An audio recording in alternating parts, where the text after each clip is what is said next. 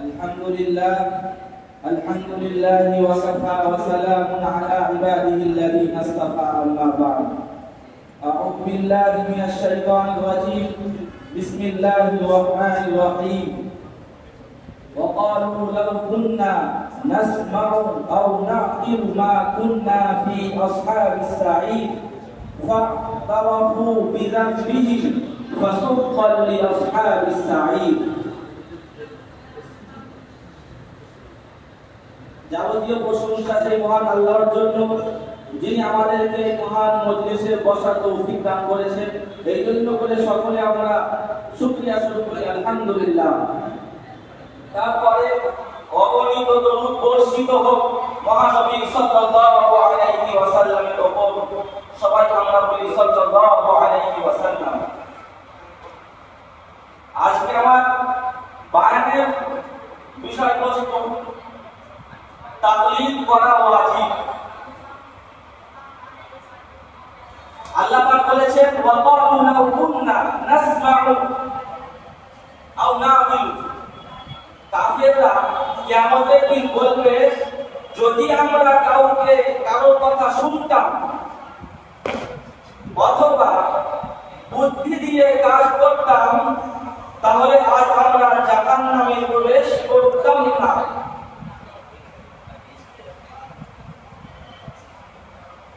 এই আয়াতের মধ্যে তাফসীরের মধ্যে বলা আছে নাসমাউ, আমরা যদি কারোর কথা শুনতাম, মানে যদি আমরা কাউকে তাকলিদ করতাম। না'কিলু, যদি আমরা ভাবতাম চিন্তা করতাম, অর্থাৎ যদি আমরা চিন্তা করে কোরআন হাদিস থেকে মাসলা বের করতাম।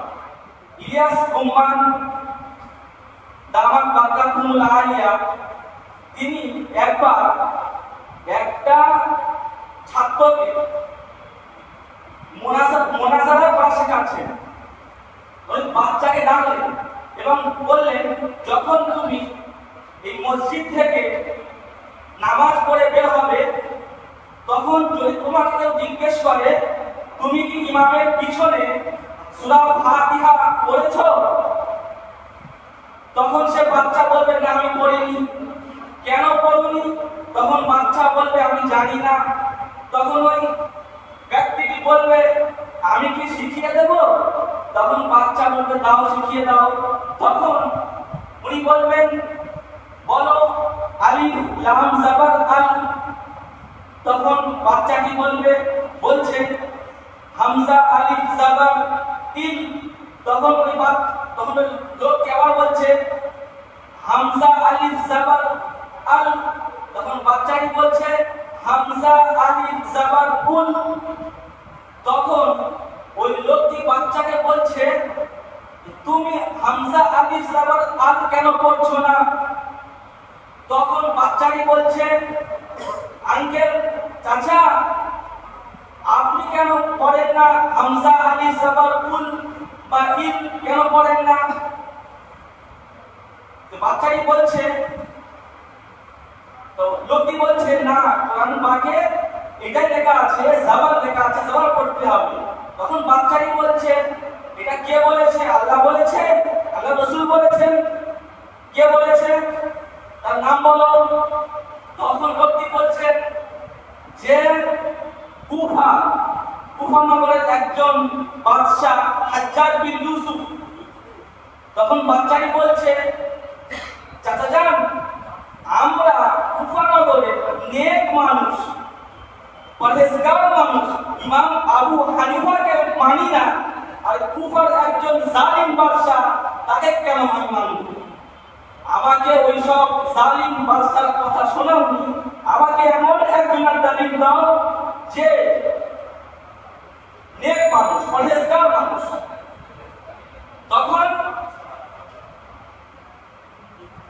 বলছেন যে হামজা যখন শুরুতে আসে তখন ওর উপরে জাবার আসে। দেখো এবার ওই পাখির ভেসে যাবে। তা বলছে যে হামজা যখন শুরুতে আসবে ফাতা হবে, কোথায় পেয়েছেন? বলছে ये नहवे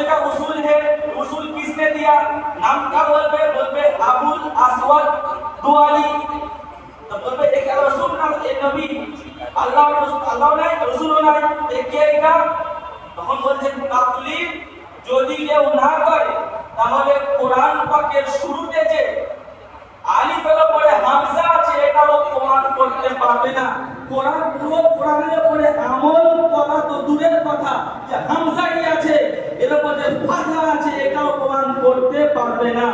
তাকলিদ ছাড়া আমল তো অনেক দূরের কথা, আমল পাওয়া মুশকিল। যদি কেউ তাকলিদ না করে তার দুনিয়াতেই হবে, আর যদি বা কেউ আখিরাতে তাকলিদ যদি কেউ না করে তার দুনিয়াতেও ক্ষতি হবে, কবরেও ক্ষতি হবে, আখিরাতেও ক্ষতি হবে। দুনিয়াতেই হবে যে শরীয়তের কোনো আমল সে পাবে না, করতে পারবে না। কবরে কি হবে? যখন সে মারা যাবে তখন ফারিস্তা মারা যাওয়ার পরে ফারিস্তা ওকে তুলবে, তোলার পরে বলবে নবী ব্যাপারে তোমার কি ধারণা আছে? তখন সে বলবে আমি জানি না, লোক যা বলতো আমি তাই করতাম। তো যে তাফসীরে আল্লামা কারমানি রাহমাতুল্লাহ আলাইহি বুখারী শরীফে লিখেছেন যে আমরা জানি না, যা শুনি তাই বলি। বলেছেন যে নিজে তো দলিল দিয়ে মাসলা বের করতে পারতেন না, আর লোকের কথা শুনে আমল করতে না, তখন তাকে জাহান্নামের মধ্যে দিয়ে আসা হবে। যদি আমরা কারো কথা না শুনি এবং মাসলা বের করি তাহলে আমাদের জাহান্নামের মধ্যে প্রবেশ করতে হবে। এই বলে আমার বাংলা শুনতে